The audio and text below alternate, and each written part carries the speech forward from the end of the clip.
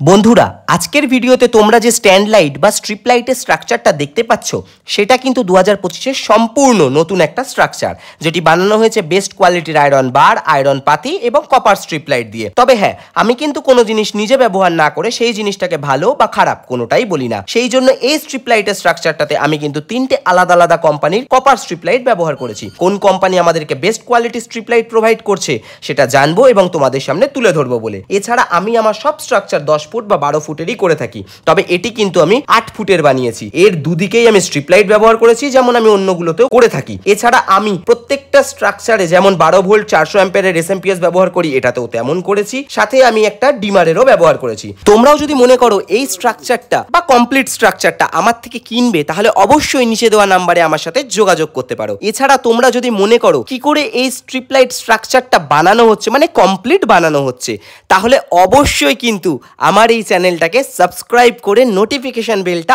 All করে নেবে। एक तो लाइक और शेयर ठोक दीजिए महाकाल का लाइक और शेयर ठोक दीजिए।